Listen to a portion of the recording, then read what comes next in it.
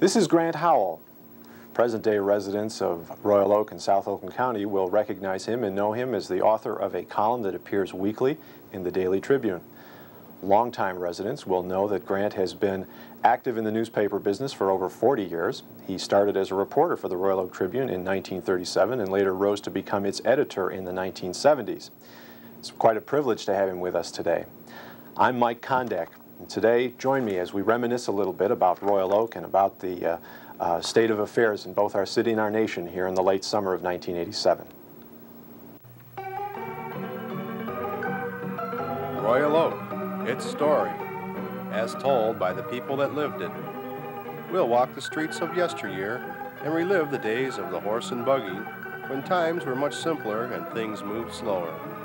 We'll visit historical buildings and look at age-old artifacts, which will always be a part of Royal Oak after the people move on.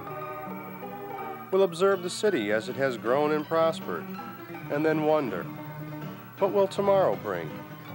To the people, to the places, to the things of Royal Oak.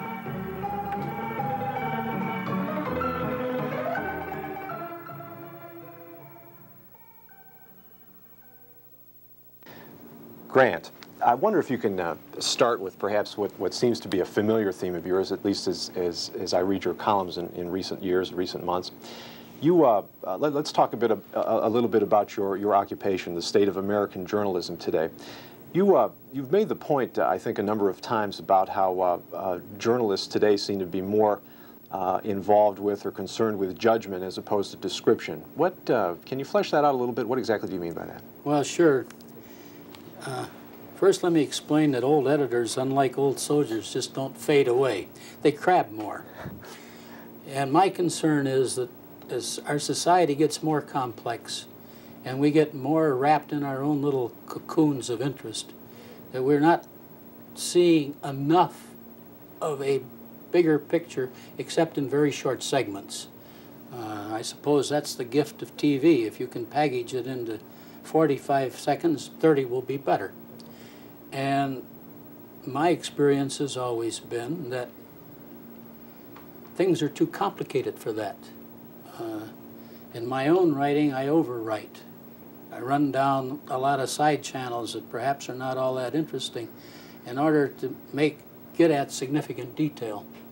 Today, I think we're trying to compress things way too much. And that if it is a controversial matter, as is indeed practically everything we do in the realm of public business, it is becoming sufficient to present a very short segment one side and a very short segment the other side, and that's the truth. And neither side may be the truth. It's not a matter of balance, it's a matter of depth. Okay, well, certainly television is capable, wouldn't you agree, of say, fleshing out details on a given issue. Why is it that we don't see more of it? Has there been the rise of a cult? Is it the case of that we're looking at personalities now rather than the news itself? Or why do you suppose we haven't got more in-depth television today? Well, it feeds on itself. I'm not an expert on television or television history because I was in print journalism and in a very small arena of that. But I suppose if you want to say the type of documentary that an Ed Murrow might do, a full hour-long documentary which things are really fleshed out, it is possible. And there isn't any doubt about it that you can get more dynamics with good video viewing, but that became too expensive for the networks, apparently. Ed Murrow never intended it, I'm sure. He was a working stiff that started out as a writer and got into broadcast journalism. Mm-hmm. But he created the image of the interviewer, commentator, anchorman, the quintessimo one, very well paid. So that's what everybody wants to be. And now we're off on a track where unless you have a very large audience and command a very high salary, you have to be an aspirant. So that bends, the way I look at it at least, the whole business. Now, once you've got it made, you don't need to worry about money, as Walter Cronkite obviously makes clear. But getting there, if you're, I suppose, not to demean any anchorman in Detroit, but certainly getting to New York or getting to a major network would have to be a goal. Sure. And that means you've got to be very popular. Okay, so how has it affected the print medium as a result? Have we become, in the print medium, more succinct, more to the point, less able to flesh out the nuances of a major story? Well, we can all compete for your attention. Mm-hmm. Okay. Television takes a large hunk of attention, and that became an entirely new diversion within my working lifetime. Obviously, as a reactive measure, print journalism now has to go in the ways that makes itself more popular, particularly when you're competing in a world where maybe you don't want to know about the news except very early in the morning or late at night when both you and your wife comes home from work or your live-in. That makes one dimension of competition. Another dimension is to be as interesting, to be as challenging. So we tend to spend a great deal of time on graphics. We tend to spend a great deal of time on personality because it's always easier to understand the personality, perhaps, than a complex issue. And that tends to get you away from many things, or distract you, or lessen the amount of depth and impact, although I'm quite aware of the newspaper habit of packaging into blockbusters, for example. It also means, I would think, that we have a tendency now to go into the issue that's immediate, the issue of overwhelming consuming importance, like what's Gary Hart's explanation for his behavior? But the trends of a society are accumulation of very small things. You have perhaps a view from the bottom up working in Royal Oak, Michigan, forced because of the nature of competition, having to cover very intensively what the big city papers could not economically afford to do. And that tends to give you a notion that a lot of that stuff at the bottom is worth seeing if you pay attention to it. It's now obvious to everybody that suburban cities have problems too. Yet I can take you back and show you in national news magazines 30 or 40 years ago that suburbs were the place to be. That's where all the action is. Well, now it's exurbia. That doesn't just happen, that's built up. I want people to be aware of that. Yeah. What do you think it says for us as a whole? What do you think it says about the future of American democracy if we're making decisions based on or trying to become informed based upon the media that the stories that are presented to us through the media? We're in trouble. We're in trouble because we're not taking the time to be what I think American democracy is all about, citizens, which means you spend some time of your own puzzling about things.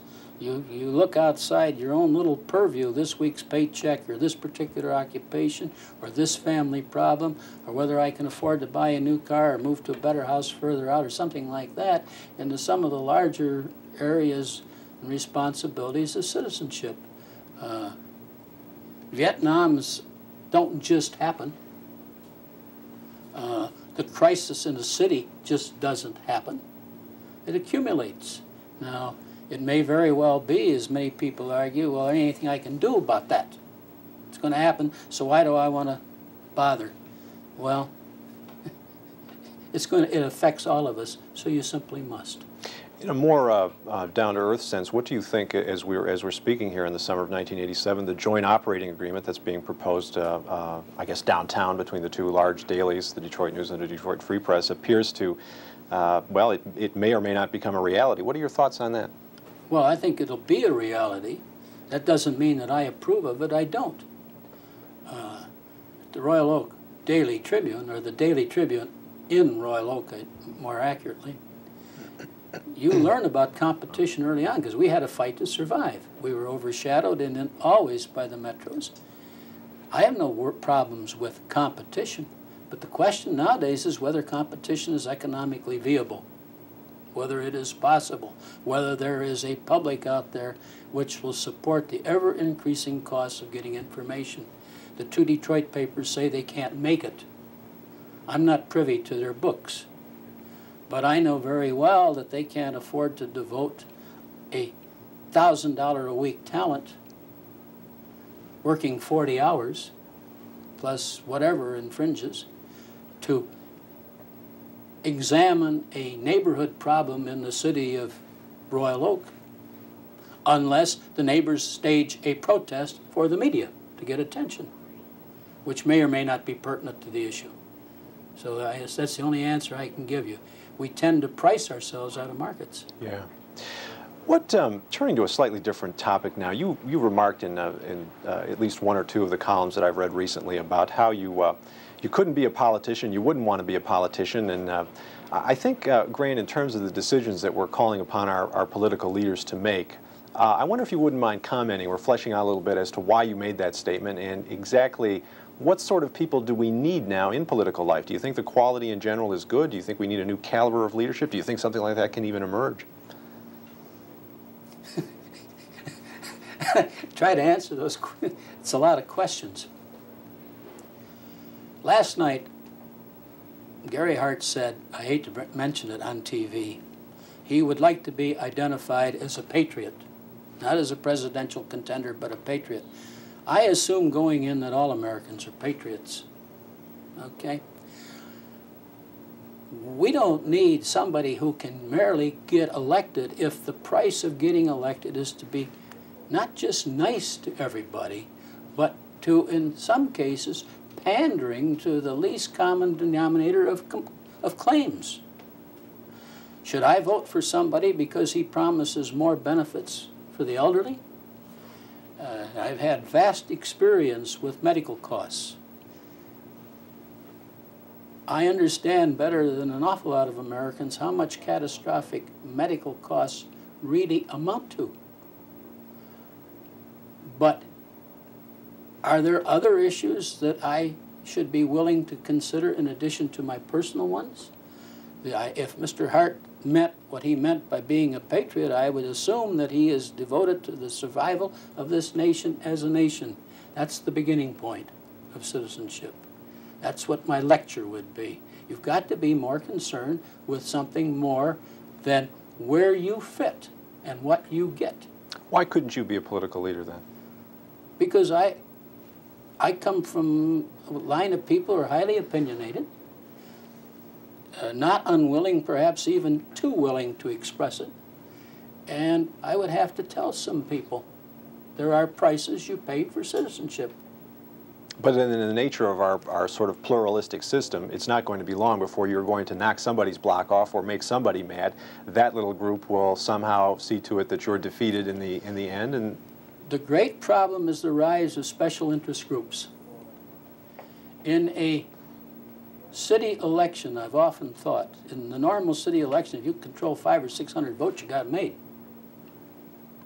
Now, if you look at districting in America for state members of state legislature, U.S. Congress, you will find that somebody who can get 100 or 200 or 300 firm votes on a particular issue will have an enormous impact.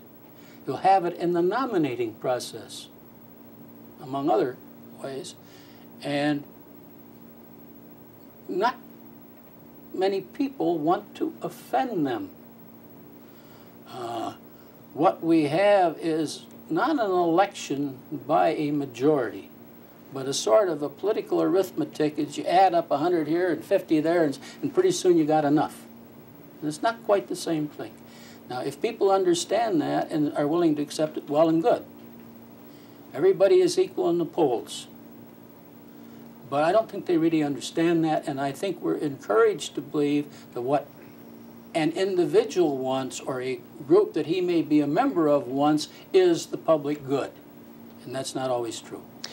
what do you think, turning to a slightly different front now, Grant, if we're talking about the the role of Detroit, let's say, the role of Michigan in the United States economy. Of course, we've been so dependent on the auto industry for, excuse me, so many years.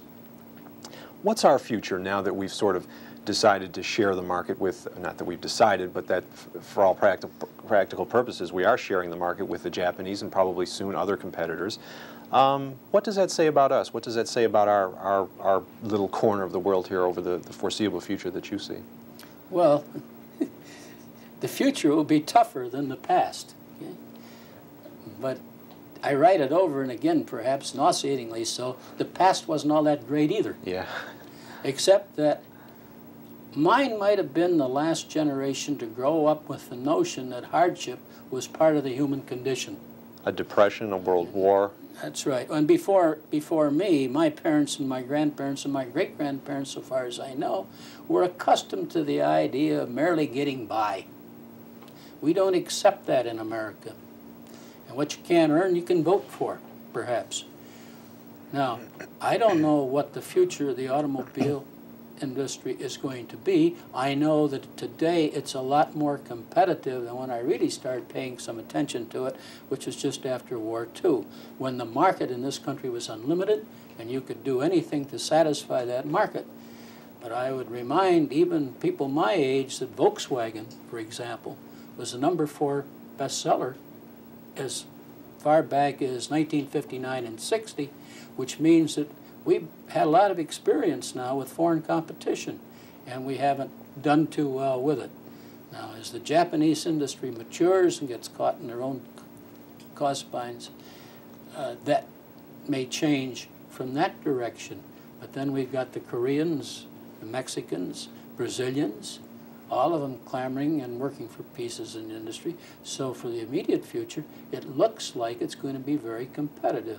Currently, what I see is the American automobile industry is opting for, quote, upscale, to use the modern jargon, cars, which may be a little more profitable because they're higher priced, and sort of abandoning the lower end of the market as American produced. Now, whether GM can manage to change that in the Saturn project, we'll just have to wait and see. But that was the reason that presumably they went into it in the first place.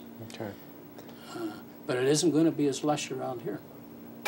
What about the United States as a whole? We're talking about, we've talked a little bit, we've touched upon the roles of the citizen and how he's being informed and how he's reacting in our present-day democracy. What do you think about the United States as a world leader now, where we've become, in your lifetime, a surplus, or we were a surplus nation, we've become a debtor nation now. We're living a sort of high off the hog to the extent that we have deficit spending. We're living slightly beyond, well, a great deal beyond our means. Is it okay, do you think, in the end, to have foreigners or people from other countries financing our debt, owning our stocks, in effect subsidizing our standard of living? Do you think this bids ill for the future, or do you think it's something that we just sort of accept as a sort of natural evolution somehow? Well, I don't know. You know, I'm not a professional economist, so my viewpoints, my opinions are based upon mostly experience and reading and some education.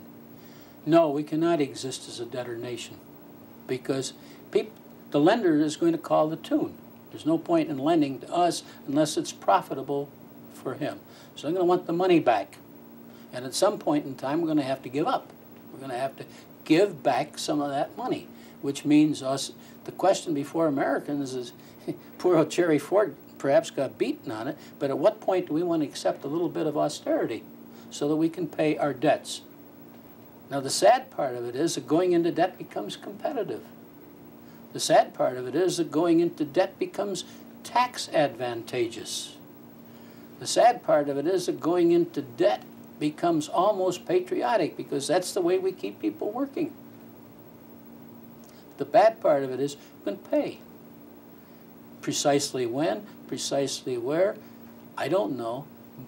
But not even the friendly Japanese are going to remember that MacArthur was a sort of benign dictator and left him with a remarkable constitution and started Japan on the way to an all-new economy, which, because it was newer, could be more competitive than our aging economy. Are they going to be wanting to bail us out? Are we going to become not just the object, not somebody just to lend to, but to give to? I don't think so. So we're going to pay the bill.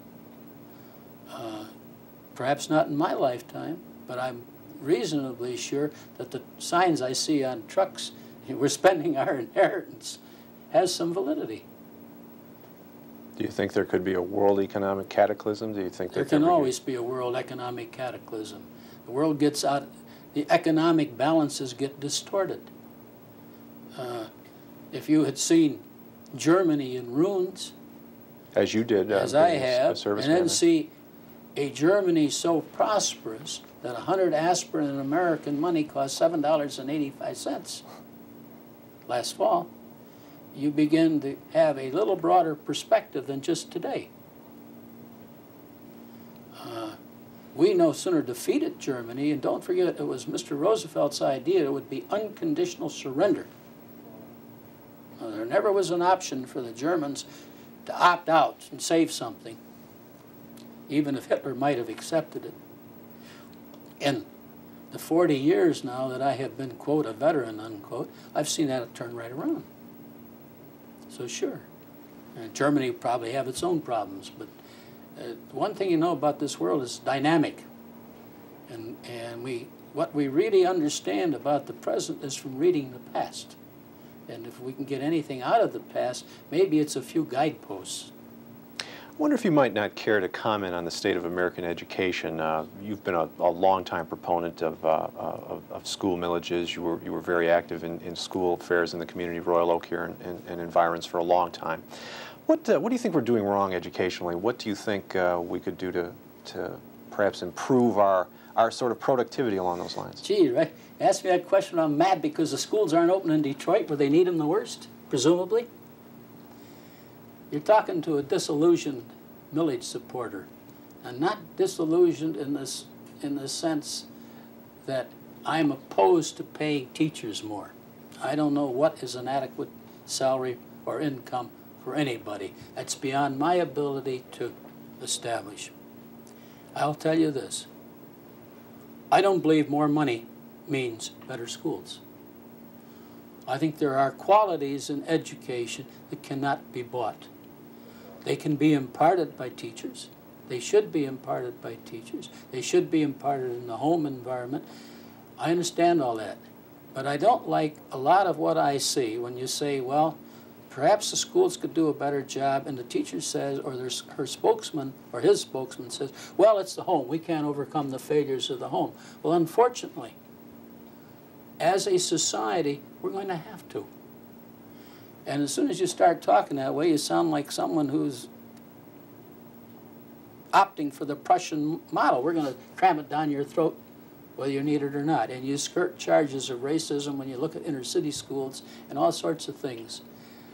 But what we have been doing for a number of years has not worked on a large scale.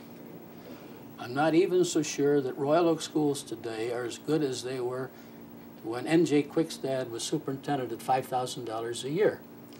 Now the whole society has changed, so that was no golden era.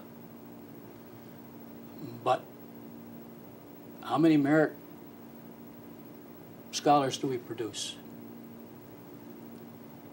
It isn't the function of schools to turn out grinds. It's not the function of schools to turn out successful computer operators. It's not the function of schools, I'm defining everything negatively, to do this particular thing or that, but it's the function of a school, I think, to arouse in the kid some curiosity about the world in which he's born, some desire to make it a little bit better place, and a desire to really know where in the devil he is or she is as they're going through this process. Some curiosity. When Lynn Miller was hiring young reporters at the Tribune, he always judged by how curious the reporter was, or how curious he thought the reporter might be. Because he said, the job is to find out. It's the job of kids. None of us grew up in a golden era. I hear a lot these days about latchkey children. Well, they're nothing new.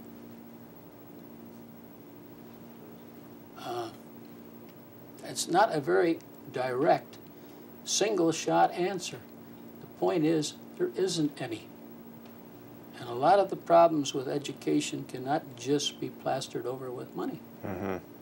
What do you think about the this idea that you touched on it a little bit in your reply, but that the 90% of teachers will say to you, well, look, I mean, in fact, I just read an article in the Free Press not long ago that said something to this effect, Grant, that I don't eat fish anymore in Lake Michigan. It's polluted, but I sure don't blame the fish. I sure don't blame the lake per se. And using that same sort of analogy with our school children, he was sort of making the point that look, we can't blame the school system for what we're churning out here. We can't blame the school system for not being able to deliver on the promise of helping someone along and making them a better citizen and all that when we have the home environment being as bad as it is, or we have parents that are uncaring or whatever. It's as though the schools have sort of bailed out on that responsibility, yet what I hear you saying is that somehow they have to overcome that. Now, is that possible?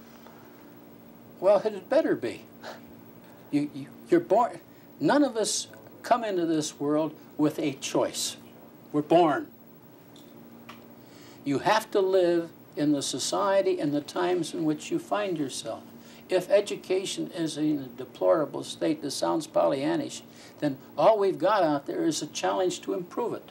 Now, I didn't say less money would be better education either. I want to make that one clear, because if I don't, I'm going to get an awful lot of calls from people who ride single issues.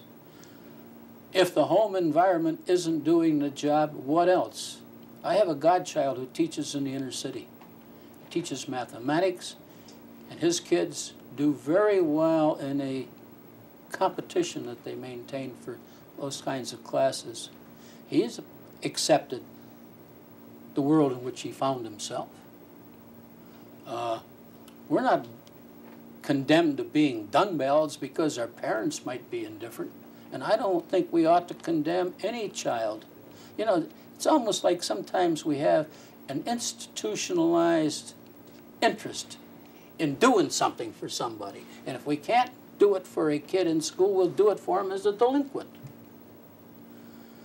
or as a parole violator, or as an escapee, or as an AIDS victim. And we almost, I'm not blaming any particular person, but it seems to me we're not understanding here what we're doing. We're creating an endless chain of dependency, excuses at every point along. We're not doing anything. We're not going to save everybody. We ought to save a higher percentage. So you sound, this may, I hope this doesn't sound very stunning, but you sound a bit idealistic, a bit of a romantic. It almost sounds as though you'd wish for a rededication on the part of teachers. If it means higher salaries, well then let's pay these people to do that, and let's get things going there. You don't seem to accept the inevitability of the decline that you've described. You can't accept. It's nothing to do with idealism or romanticism. You can't accept things as they are if you think they're not good enough. What I hope we've been talking about is challenges to all of us, the citizenship. I'm an expert on a child because I never had one, okay? But I'll tell you a few things.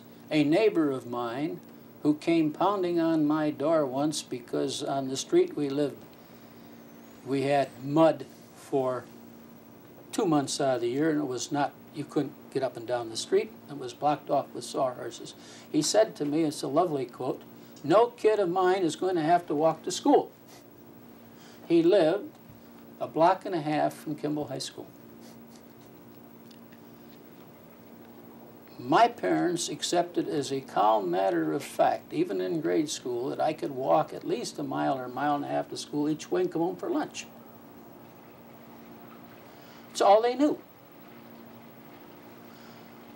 You're not going to get better education by continually moving to suburbs if you make enough money to move out further. That's what I'm talking about. Now, I'm not talking about a young hippie here. I'm talking about a man who was my age and came out of my generation and more or less out of a similar background. But no kid of mine is going to walk to school. Is that the criteria?